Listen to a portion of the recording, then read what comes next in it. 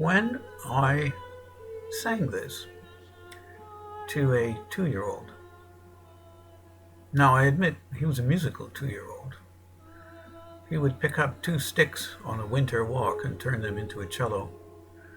But when I sang this to him, I was really quite surprised at how his ears picked up these rather enigmatic accents in the Hebrew Bible. I haven't read anything on them that didn't leave me absolutely cold, as that winter environment might be, until I came across the work of Suzanne Haïk-Vantoura at the 2010 conference on the Psalms at Oxford. And she demonstrates in her music just how much imaginative work there is in the placement of the accents. And I hope by the end of this lecture you'll agree with me.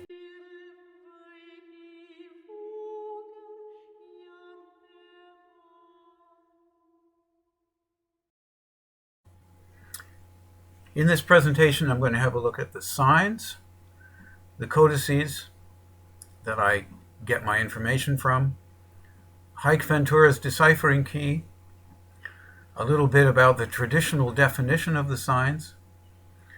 I will show how Haïk-Vantoura's deciphering key goes beyond the verse boundaries. I will show how the signs can be explained in terms of musical phrases. Have you ever taken an axe and taken a swing at a big piece of wood that you know should split? Haïk-Vantoura splits the wood in multiple pieces beautifully so that you can actually see the grain of the wood. This is all explicable in terms of musical phrases. We'll have a brief look at what little we know about the history, and I have some additional examples if anyone is interested. First of all, the signs. We begin with the letters. Here we have Bet, Nun, Yod, without vowels or cantillation marks. If you're used to seeing them, you know this is Bani. If we put the dagesh in, we know it's Bani rather than Vani. It actually occurs in both in both ways in the passage we're going to look at. If we put in the shva, we know that the first vowel is not really a full vowel. It's a b, like the second e in interpretation. If we put the I vowel, the shirek, underneath the nun, we can now pronounce the word as bani, my son.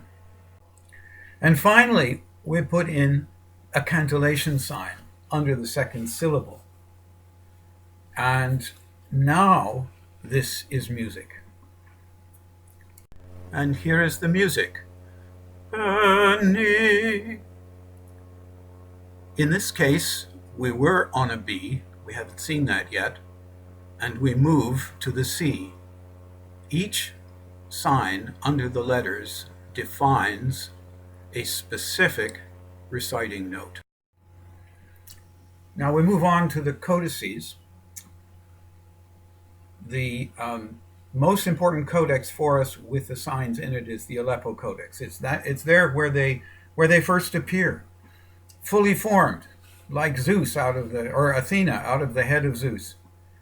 They're just there. Who made them up?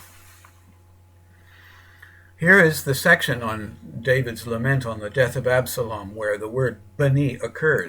It's in the middle 2 lines that I want you to focus on. I've put the typewritten text from the Leningrad Codex on the top and bottom lines here to help you see the Aleppo manuscript. It is a little difficult to get used to when you're first looking at them. So to the left of the lamed on the second line is the first beni. And to the right of the third line are the second two. The first beni has the mapak and moves to the C. The second two both have a munach and they return, as in this case, to a B. We'll see the music on the next slide. Here's the music that would come from it just for those sections. Beni Avshalom, Beni Veni Abshalom, my son, Absalom. And here's a little of what the music might sound like. Vayirgaz HaMelech, Vayar Aliyat Hashar Vayevker, V'kohamar Belekto, Beni Abshalom, Beni Avshalom, Miten muti ani tachteka, Avshalom beni veni. So, coming back to the theory from the music, the French organist and composer Suzanne Haïk-Vantoura, in the last half of the 20th century, following much experimentation, inferred that the signs below the text for the prose books correspond exactly to a tonic solfa scale with a raised fifth. As you can see in the image, that's in the bottom section, the C, D, E, F, natural, G sharp, A, B, C. In the poetry books, there are only 7 signs under the scale, and they're very similar to those in the 21 books, which we sometimes call the prose books. But they're both modal scales, but one of them just doesn't have the full set of notes. The second part of the deciphering key is what to do about the signs that are over the letters. Now, the signs that are under the letters are present in all of the verses without exception. The signs that are over the letters are sometimes missing. In fact, they're missing in 14% of the verses. Haïk-Vantoura interpreted these signs as ornaments relative to the current reciting note. This turns out to be quite a flexible way of dealing with the signs, but exactly which ornament is which, there's not as much information to try to determine it. Some of these are typical of ornaments that you might find in music of any time, like a trill or a mordant or a portion of a scale. They're all singable, and they set off the text in quite remarkable ways. There are several aspects of traditional interpretation. One of them is that the signs are primarily punctuation. And the other is that they are hierarchical. Both of these are limiting our ability to understand what's really going on here. First of all, there are too many signs for punctuation alone.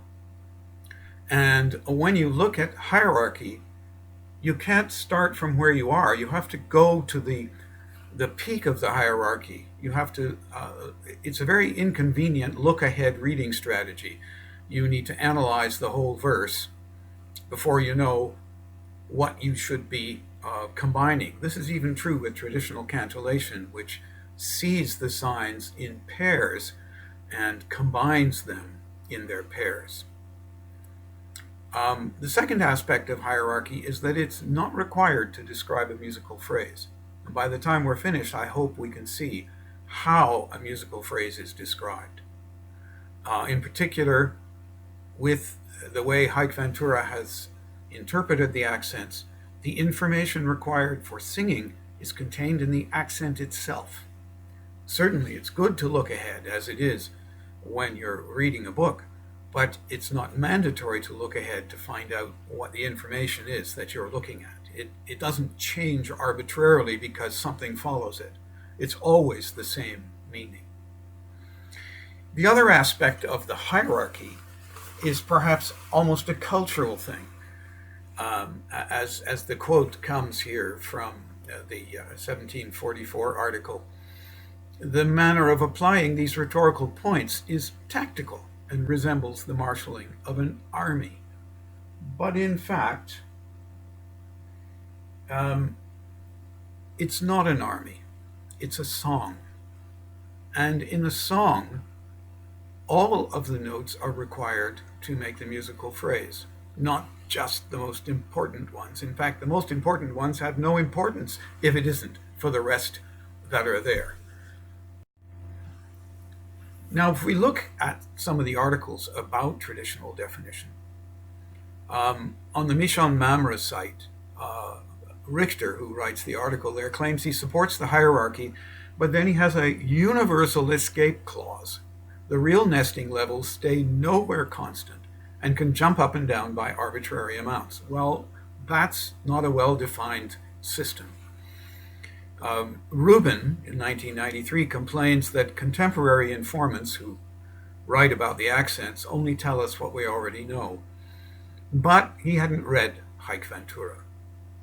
And he writes in a way that discourages looking for what seems to be missing. People know that these are both music and punctuation, but they also know that the music has been lost. The question is there enough information in how they have been placed to infer what the music might have been? And traditional cantillation pays no attention to the distinction between above the letters and below the letters. So it's not using information that is in the usage of the set of signs itself. Going back to Rubin for a minute, in the discouraging of new knowledge, he says, to the extent that our melodic traditions are song-like, they're not like those of the Masoretes, but of the last few centuries of Western art music. Well, they may not be like those of the Masoretes, but they may be like people who came before the keepers of the tradition. He says cantillation was not intended to be natural, rather is explicitly artificial and ritualistic. Well, we could take that as negative, but artifice and ritual are also a part of beauty. And we will see that there's a great deal of beauty in these signs. Because people thought in terms of punctuation as the primary meaning of the signs, it has been common knowledge, as it were, to assume that the accents had no impact outside of the verse boundaries. So Wicks writes, a verse may be closely connected with the one preceding or following it, but musically and accentually no such connection exists. And 100 years later, Drescher writes, no prosodic or phonological phenomena span more than one verse. I will show you a couple of examples where this is simply not true. In fact, there are examples on every page where it's not true. Just listen for those verses that don't begin on the tonic note. They are signaling a connection with the previous verse or even the previous chapter. So, for example, in Job, and Job's an interesting book because it uses both sets of signs. Chapters 1, 2, and 42 use the signs of the 21 books, and also the introduction to each conversation, where the narrator introduces the speaker. That's done with the 21 book accents. But all of the speeches are with the accents from the 3 books. So it's an interesting study showing, whatever else it might show, that both sets of accents can coexist. And And the conversation, when we look at 6-1, for example, where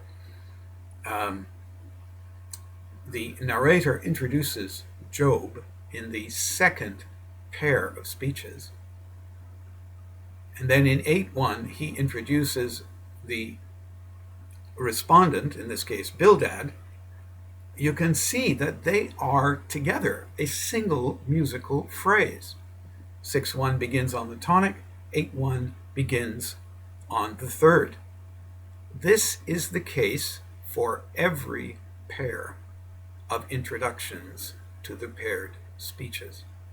The narrator in each case knew he was in the middle of a sentence, or we could say the composer knew that the narrator was introducing and completing a pair of speeches. If we look at a section of a psalm, for example, Psalm 18, verses 20 to 25, is an example of a circular structure. You can see from the V or the greater than shape in the chart that the words are used in one sequence as you approach verse 23 and in reverse sequence as you come away from verse 23. There are also several parallelisms within the section. Now, does parallelism and music, can they coexist? This is a question that has been asked of the accents. But going back to the psalm before we get to that, verse 20 in the psalm stands out. You'll notice it doesn't appear in this table, and that's because it's not connected to this table. It only has one recurrence in the whole psalm, the word rahav, for broad or spacious, which is also used in verse 37. So we have a circular structure, we have a number of parallels. How does the music highlight them as well? The central verse, 23, is highlighted here because it's the only verse that doesn't begin on the tonic. It has an accent on the first syllable, which overrides the tonic. So the uniqueness of verse 23 is confirmed by both the music and the recurrence pattern. I wonder if it's feasible to hear this if you listen, as opposed to seeing it with your eyes. Let me give it a try. That'll be my E. He has brought me out into a spacious room. He will rescue me, for he delighted in me. Yahweh will reward me for my righteousness. For the purity of my hands he will turn to me. For I have kept the ways of Yahweh, and I have not been wicked with my God. For all his judgments are before me, and his statutes I will not put aside from me. And I am complete with him, and I have kept myself from my iniquity. And Yahweh returned to me for my righteousness, for the purity of my hands before his eyes. Now you might notice that the setting of Yahweh turned to me for my righteousness and Yahweh will reward me for my righteousness are exactly the same musical shape. Again, you get a connection between those two verses that is similar to the connection in the circular structure if you're just looking at the words. Also, you would quickly learn to pick out those verses where you've been at home on the tonic and the next verse begins on a note other than the tonic. It's something that stands out and occurs frequently to join verses within a structure. Haïk-Vantoura is not the only theoretician to try and explain the accents. She's the only one that I have found that succeeds in explaining them. Daniel Mayer Weil has put forward a new theory on the original music in his book, The Masoretic Chant of the Hebrew Bible.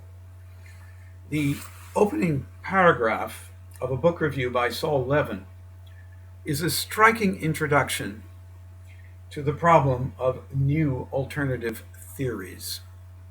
So Levin writes, "Never before have I found a book so hard to review. The learned author spent years researching the most complex material and probably even more time working out an original theory to account for all the ramifications. The result is a methodical, challenging, but frustrating illustration of the perils of scholarship. How a conscientious researcher, while doing his best to explain everything, can still baffle his readers and lose them. I hope I'm not baffling you, although I must admit, speaking to you without you being in the room is much more difficult than face-to-face. From what I've seen of Weil's thesis, he uses the idea of a chain, a concrete psycho-musical entity of reference in the performance. Wow, i.e., a musical phrase.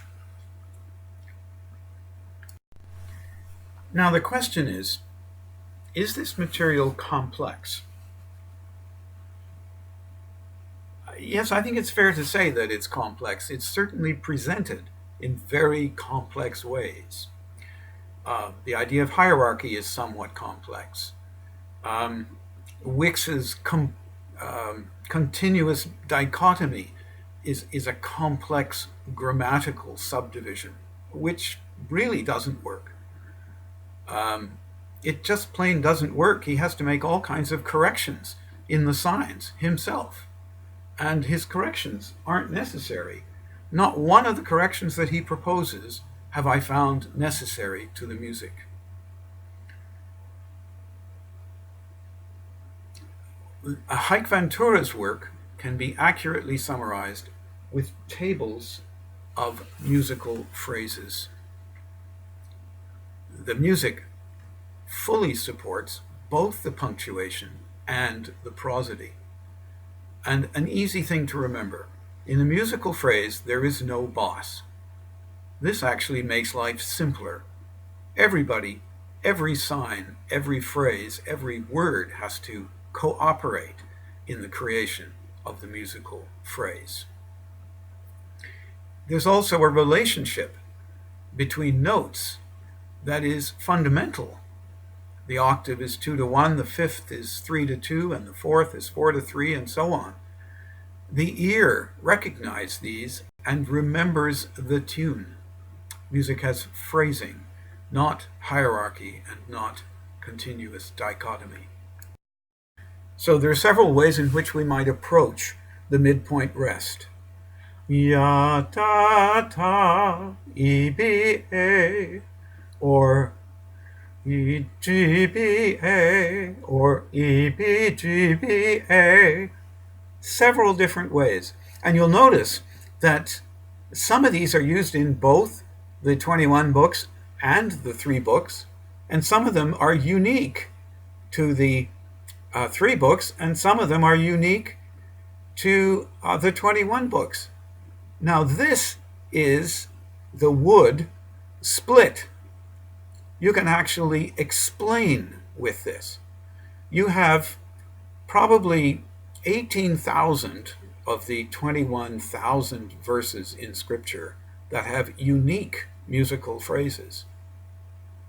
You can't subdivide them easily by thinking about accents as punctuation, but you can subdivide them clearly by looking at the way we approach the atana, the midpoint rest, and the way we come away from it.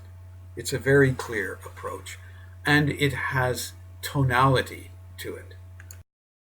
Here are ways in which we approach the cadence of the verse, the cadence to the tonic of the verse. The sequence is returning to the tonic.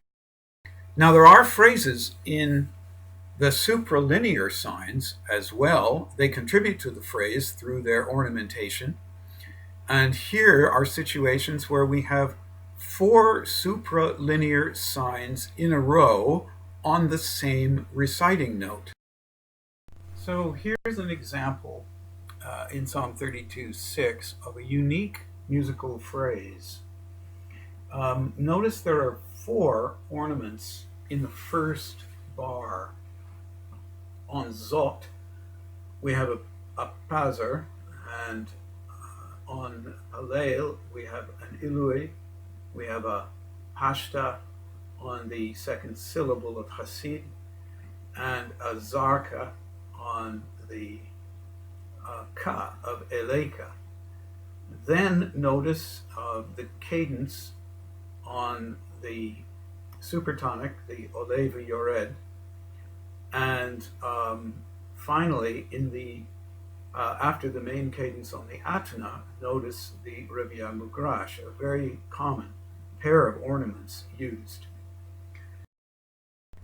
With Haïk-Vantoura's key, the musical language allows us to show frequency of length of recitation by, for example, syllable count and reciting note. You'll notice here several examples where the length of recitation is 4, 5, 6, 7, or 8 syllables. In the 3 books, we still have some recitations on the low C.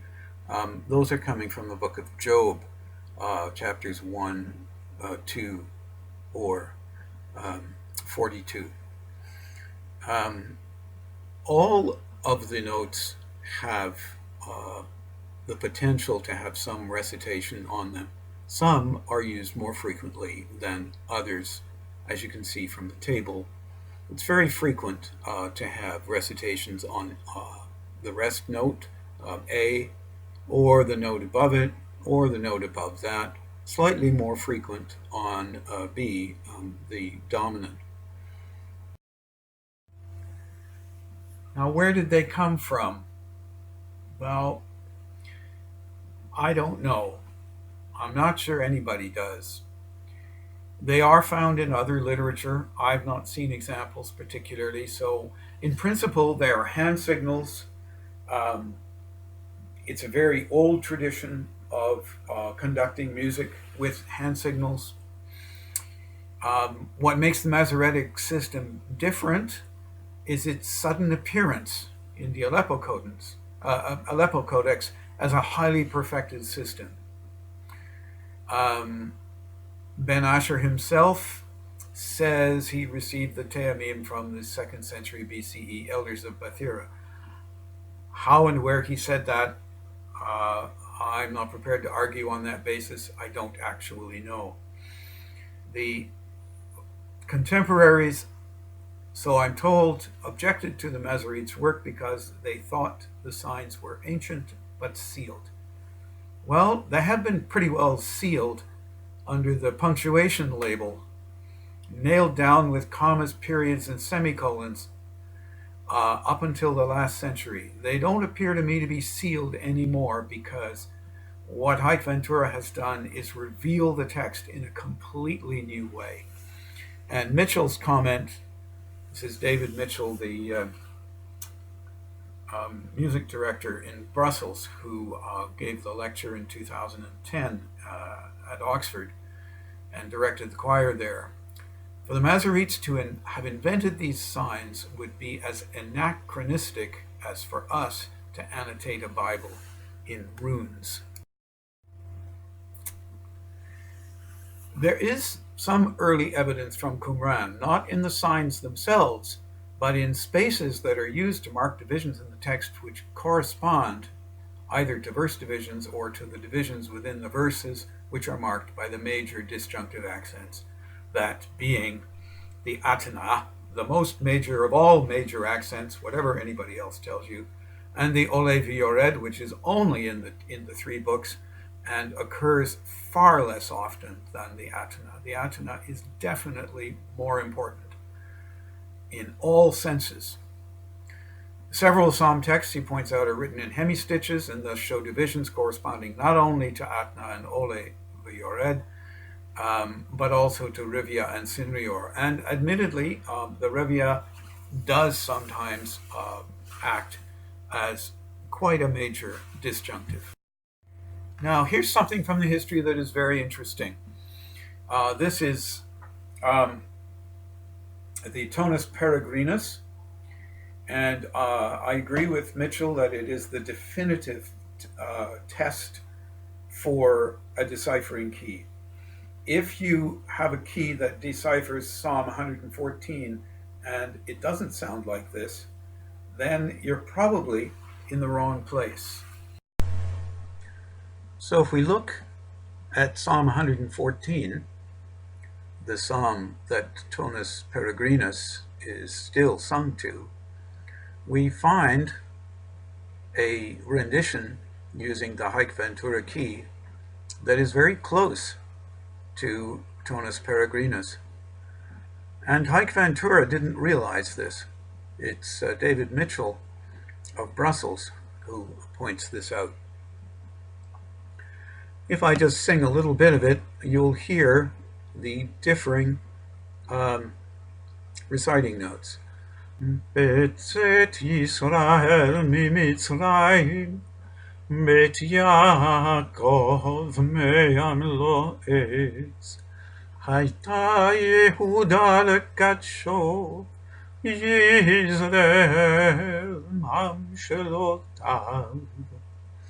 That second is particularly like the Tonus Peregrinus, having the B and then the A as its reciting notes. So if we can just put this into a summary.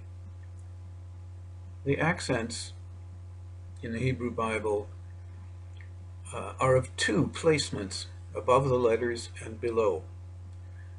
Those below the letters define a scale. They're always there for every verse. Those above the letters are ornaments, and they are not there for some verses. There are two closely related sets of accents, the 21 books and the 3 books, the 3 books being the Psalms, the Proverbs, and the speeches of Job. Each of the sets of accents defines music for the whole sections of Scripture. Their impact is not confined to a single verse. They are not primarily punctuation or grammar. They are primarily interpretive music. The music connects verses to other verses within the same chapter, and it connects verses and chapters that may be adjacent or even separated.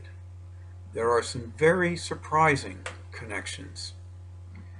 For example, Psalm 114 and Psalm 115 are connected. I'll leave you to research that one. The music can be understood through the tonality that it uses and the musical phrases it defines. Such understanding suggests ways of hearing the text that would otherwise be missed.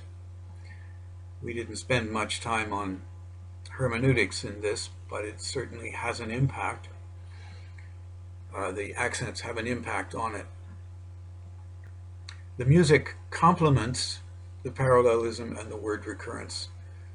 There is no conflict that I have seen in these 3 important tools for understanding the Hebrew Scriptures. So I hope this lecture has helped to give you a new perspective on this enormously interesting puzzle that people have been puzzling over for the last 1,000 years. Thank you.